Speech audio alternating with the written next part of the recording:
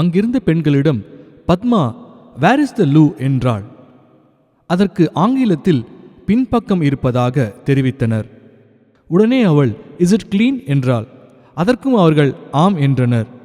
Nielsen விஜயிடம் ஏ தம்பி, அந்த பொண்ணு பத்மா என்னடா கேட்டா, எனக்கு ஒன்றும் புரியல என்றார். ஐயோ, லூனா டாய்லெட், அவ டாய்லெட் எங்கே இருக்குன்னு கேட்டா, அப்புறம் அது சுத்தமாக இருக்கான்னு கேட்டா. லூனா டாய்லெட்டா, அப்போது அதை டாய்லெட்னு கேட்டுட்டு போகலாமே, என்னத்துக்கு அது யாருக்கும் புரியாத மாதிரி கேட்குது? அண்ணே, இதெல்லாம் அவங்களுக்கு புரியாது. அந்த பொண்ணு தன்னை பெரிய இடம்னு காமிச்சிக்குது.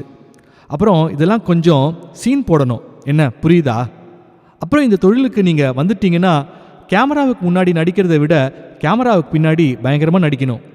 வெத்து சீன் எல்லாம் நிறைய போடணும். வீட்டில் கஞ்சிக்கே வழி இல்லைனாலும் இப்போ தான் வரும்போது பீஸா சாப்பிட்டுட்டு வந்தேன்னு புலகாங்கிதம் காமிக்கணும். என்ன புரிஞ்சுதா? அந்த பொண்ணுக்கு அனுபவம் ஜாஸ்தி என்று சொல்லி கொண்டிருந்த போதே இவர்களுக்கு எதிரில் பத்மா அமர்ந்தாள். நீல்சன் அவளிடம் நீங்க மும்பையா என்றார். நான் தமிழ், என்னோட பூர்வீகம் திருநெல்வேலி, அப்பா மிலிட்ரி ஆஃபீஸர் என்பதை சுத்த ஆங்கிலத்தில் தெரிவித்தாள். பின்பு நீல்சனிடம் இதுதான் நீங்க நடிக்கிற முதல் விளம்பர படமா என்றாள். ஆம் என்று பவ்யமாக அவளிடம் பதில் தெரிவித்த போது ஆங்கிலத்தில் அவள் பேசிய விதமும் கேட்ட கேள்வியும் நீல்சனுக்கு கண்ணை கட்டியது. அவருடைய மனதிற்குள் எப்பா சாமி, இனிமே இவளிடம் பார்த்து வச்சுக்கணும் என்று நினைத்து கொண்டார். அப்போது ஹிந்திக்கார இளைஞன் எதையோ தின்று கொண்டு உள்ளே நுழைந்தான். பத்மா அவனிடம் ஏய் என்னையா நீ மட்டும் சாப்பிட்ற, எனக்கும் ஏதாவது வாங்கிட்டு வா என்று உத்தரவு பிறப்பித்தாள். இதை கேட்டவுடன் இச்சந்தர்ப்பத்திற்காக காத்திருந்ததைப் போல் என்ன வாங்கிட்டு வர என்று கேட்டான். ஏதாவது சாட் ஐட்டம் வாங்கிட்டு வா என பணித்தாள். இதை பார்த்து கொண்டிருந்த விஜய் அவனை சோதிப்பதற்காக எங்க 2 பேருக்கும் சேர்த்து வாங்கிட்டு வா என கூறியதை அவன் காதில் வாங்கிக் கொள்ளாதது போல் வெளியில் வாங்கி வரச் சென்றான். பின்பு ஒரு கவரில் சிலவற்றை வாங்கியவாறு உள்ளே நுழைந்தான். பத்மாவிடம் புன்னகைத்தவாறே முதலில் ஒரு சமோசாவை கொடுத்தான். அதை உண்டு முடித்த அவள் சமோசா மிகவும் அருமையாக இருப்பதாக தெரிவித்தாள். அதன் பின்பு வேறு ஏதோ எடுத்து அவளிடம் நீட்டினான். இதை பார்த்த நீல்சன், பாத்தியாடா தம்பி, நம்மளை சாப்பிட்றியான்னு ஒரு வார்த்தை கேட்டானா அந்த நாய் எச்சிக்கல, சும்மா ஊத்துன்னு ஊத்திட்டு அவகிட்ட போய் நீட்டான் என்று திட்டி முடித்தார்.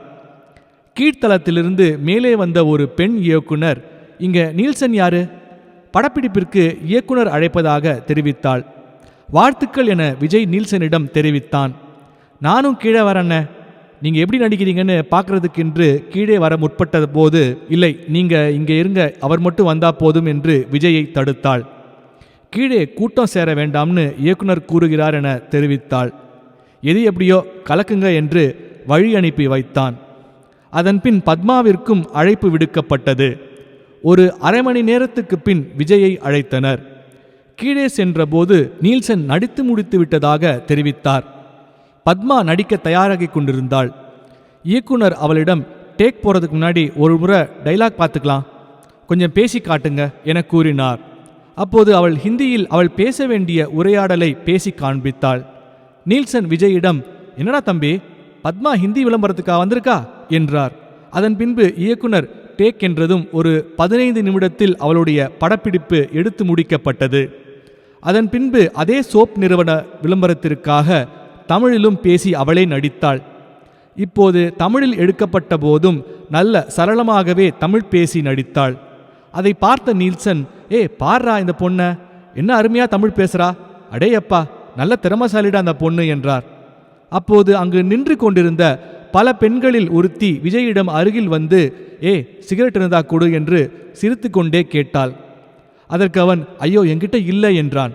அதற்கு அந்த பெண் பொய் சொல்லாத என்று அவனுடைய பாக்கெட்டிற்குள் கைவிட்டாள். பதறிய விஜய் ஐயோ வேண்டாம் என்று அவளிடமிருந்து விலக முற்பட்டான். அப்படியே அவனை துரத்தி கொண்டு சென்று பாக்கெட்டுக்குள் கைவிட்டு சோதித்த பின்னரே சிரித்து கொண்டு அவனை செல்ல அனுமதித்தாள். விஜய் நீல்சனிடம் அடச்சி, இங்க இருக்கிற பொண்ணுங்க ரொம்ப மோசம், கொஞ்சம் கூட விவஸ்தையே இல்லாம பாக்கெட்டுக்குள்ள போய் கையை விடுறான் என்றான். அப்போது அங்கு பல பெண்கள் புகைத்து கொண்டிருந்ததை காண முடிந்தது. இயக்குனர் அடுத்து அந்த பையன் விஜயை கூப்பிடுங்க என்றார். விஜய் சார் என்று கூறி பவ்யமாக அவர் முன்னே சென்று நின்றான். அவன் அணிந்திருந்த உடையை கண்ட அவர் என்ன இது, அவர் அணிந்திருக்கிற ஆடையில் இன்னும் அழுக்காகலையா? என்னோட உதவி இயக்குநர்கள் எங்கே என்றபோது ஒரு பெண் உதவி இயக்குனர், சாரி சார், கவனிக்கல, ஒரு 10 நிமிஷம் கொடுங்க என்றாள். உடனடியாக விஜயை அழைத்து கொண்டு ஒரு பக்கமாக சென்றாள். ஹிந்தியில் பையா என்று அழைத்து அவர் அணிந்திருக்கும் பனியனையும் அரைக்கால் முண்டாசையும் நல்ல கரை தெரிவது போல நன்றாக அழுக்காக்கி விடுமாறு கூறினாள். சில நிமிடங்களில் அந்த பையாவாலாக்களால் விஜய் அணிந்திருந்த உடை முழுவதும் அழுக்காக்கப்பட்டிருந்தது. இப்போது விஜயை அழைத்து கொண்டு இயக்குனரிடம் சென்றாள். அவனை பார்த்த அவர் எஸ், பர்ஃபெக்ட் என்றார். இயக்குனர் அவனிடம் ஒரு கால்பந்தை கொடுத்து இதை வைத்துக்கொண்டு கரை நல்லது என்பதாக வசனம் தொடங்க வேண்டும் என்றார். சரி என்றபடி அவர் கொடுத்த கால்பந்தை ஒரு முறை தரையில் அடித்தபடி தன் கையில் அதனை பிடித்து ஆள்காட்டி விரலால் சங்கு சக்கரம் வேகமாக சுழல்வதைப் போல ஒரு சுழற்றினான். அதை பார்த்த இயக்குனர், வா, இது ரொம்ப சூப்பரா செய்ற, அப்படியே பந்தை சுழற்றியபடியே வசனம் பேசினா நல்லா இருக்கும், முடியுமா என்றார். ஓ, அப்படியே செஞ்சிடுறேன் என்றான். அங்கிருந்த பெண்கள் அனைவரும் அவனுக்கு எடுக்கப்பட வேண்டிய காட்சியை பார்ப்பதற்கு சுவாரஸ்யமாக காத்திருந்தனர். அவர்களுடன் பத்மாவும் நின்று கொண்டிருந்தாள். விஜய் அவளை பார்த்தவுடன் அதுவரை அவனை பார்த்து கொண்டிருந்த அவள் சட்டென்று பார்வையை வேறு திசைக்கு திருப்பிக் கொண்டாள். அப்போது அவனிடம் சிகரெட் கேட்ட பெண் அவனை பார்த்து கண்ணடித்து உம்மா என்றாள். மற்ற பெண்கள் அனைவரும், எப்படி இவ்வளோ அழகாத விரலால் சுத்துற, எங்க ஒரு வாட்டி செய்து காமி என்றதும் அவனும் அவர்கள் கேட்பதற்கு இணங்க ஒரு முறை செய்து காண்பித்தான். அவர்கள் மறுபடியும் அருமையாக செய்கிறாய் என அவனை பாராட்டு மழையில் நனைத்தனர். இயக்குனர் தொடர்ந்து புகைத்து கொண்டிருந்தபடியே பெண்கள் அனைவரையும் சைலன்ஸ் என்றார். இதன் மூலம் அனைவருடைய கவனத்தையும் விஜய் ஈர்த்திருந்தான், பத்மா உட்பட. இயக்குனர் டேக் போகலாம் என்று உத்தரவு பிறப்பித்தார். சரி என்று பத்மா இருந்த திசையை விஜய் பார்த்தபோது பத்மாவை காணவில்லை. ஆனால் அவனுடைய மனநிலையில் மாற்றங்கள் பெரிதும் ஏற்படாமல் அவனுடைய முனைப்பு வெற்றிகரமாக நடித்து முடிப்பதில் மிகவும் கவனமாக இருந்தது.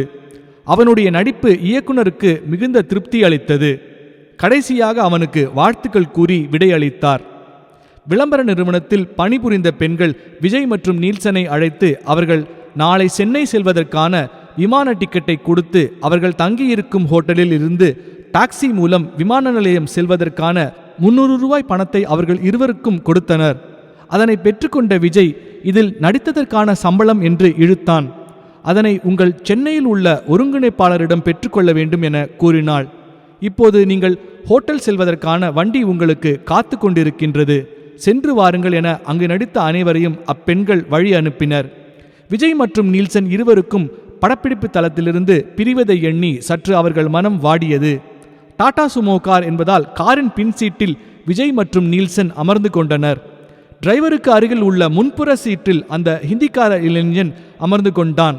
நடுப்புறமாக உள்ள சீட்டில் ரம்யாவும் பத்மாவும் அமர்ந்து கொண்டனர். கார் செல்லத் தொடங்கியது. அனைவரும் அமைதியாக வந்தபோது பத்மா விஜயிடம், இந்த விளம்பரத்துக்கு எவ்வளோ சம்பளம் உனக்கு பேசியிருக்காங்க என்று கேட்டாள். உடனே அருகில் இருந்த நீல்சன் விஜயின் கையை அழுத்தி கண் ஜாடையில் சொல்லாதே என்றார். ஆனால் விஜய் சுமார் 12,000 15,000 என்று சொன்னாங்க என்றான். நீ தமிழ் மட்டும்தானே நடித்தாய், அதற்காகவா என்றாள். ஹிந்திக்கார இளைஞன் இவன் கேட்காத போதே தனக்கு 10,000 பேசியிருப்பதாக பிரகடனப்படுத்தினான். ஆனால் அவன் கூறியதை பத்மா காதில் வாங்கிக் கொண்டதாக தெரியவில்லை. மறுபடியும் விஜயிடம், ஹே, நான் 2 மொழியில் நடிக்கிறதுக்கே சேர்த்து எனக்கு 20 தான் பேசியிருக்காங்க என்றாள். உனக்கு இது முதல் விளம்பரமா என்று விஜயை கேட்டதற்கு, இல்லை, இதுக்கு முன்னாடியே சின்ன சின்ன விளம்பரங்களில் நடித்திருப்பதாக தெரிவித்தான். விஜய் அவளிடம், பொதுவாகவே விளம்பரங்களில் நடிக்கிறவங்களுக்கு சம்பளம் 1 மாதம் கழிச்சு தான் கிடைக்கும்னு கேள்விப்பட்டிருக்கேன், அப்படியா என்று கேட்டான். அதற்கு அவள், ஒரு சில நிறுவனங்கள் 3 மாதம் 6 மாதம் கழிச்சு தான் தருவாங்க, இன்னும் சில நிறுவனங்கள் தரவே மாட்டாங்க. இந்த விஷயத்தில் மும்பை நிறுவனங்கள் ரொம்ப மோசம் என்றாள். உனக்கு எப்போ தரேன்னு சொன்னாங்க என்று அவள் கேட்டதற்கு, 1 மாசத்துக்குள்ள கொடுத்து விடுவோம் என்றார்கள் என்றான். நீ என்ன பண்ற? இதை போல விளம்பரங்களில் நடிக்கிறது தான் உன் முழு நேர தொழிலா என்று கேட்டான். அதற்கு பத்மா தான் ஒரு MBA என்றும் பெங்களூரில் ஒரு நிறுவனத்தில் பணிபுரிந்து கொண்டிருப்பதாகவும் தெரிவித்தாள்.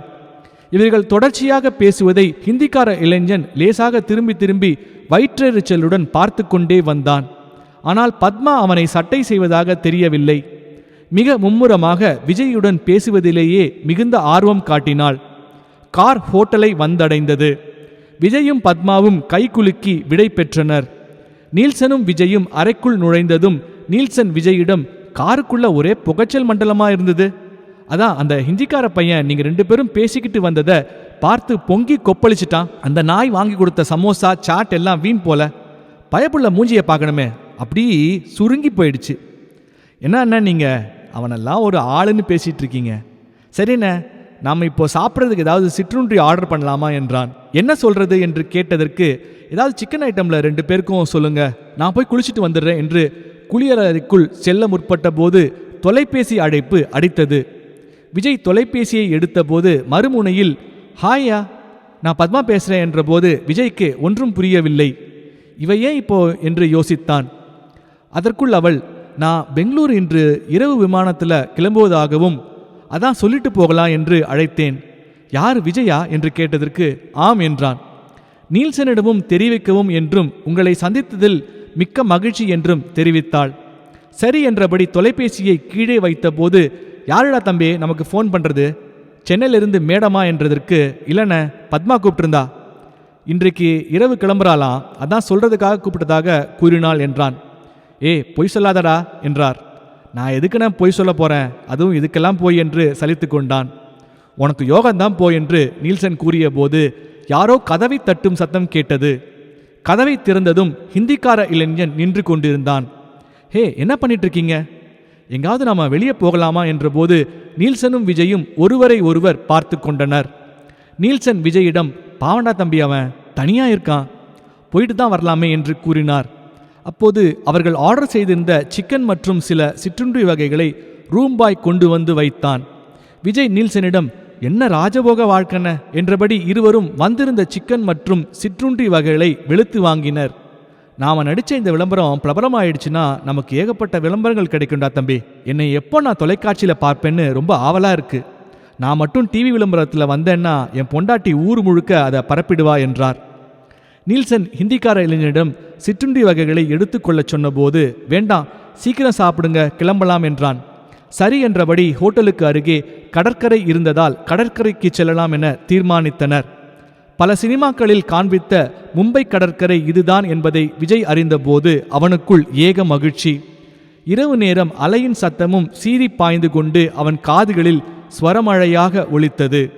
கடற்கரைக்கு அருகே சென்று மூவரும் அமர்ந்தனர். அப்போது நீல்சன் அந்த ஹிந்திக்கார இளைஞனிடம், பத்மா எங்களுக்கு ஃபோன் பண்ணாடா என அரைகுறையாக அவர் அறிந்து வைத்திருந்த ஆங்கிலத்தில் அவனிடம் தெரிவித்தார். அதை கேட்டவுடன் பொறாமை பொங்க, சும்மா கதவிடாதீங்க என்றான். உடனே அவர், கடவுள் சத்தியமா அவ ஃபோன் பண்ணா என்றார். ஏன் உனக்கு ஃபோன் பண்ணி சொல்லலையா என்றபோது அவனுடைய முகம் கோபத்தில் சிவந்திருந்தது.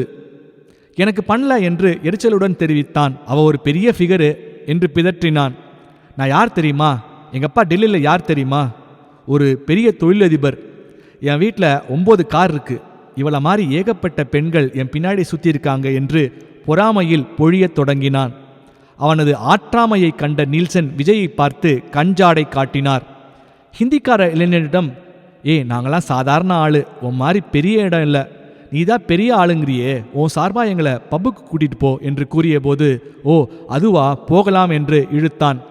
இப்போ என்கிட்ட காசு கொஞ்சம் குறைவா இருக்கு, நாம அடுத்த முறை சந்திப்போம் என்று பின்வாங்கினான்.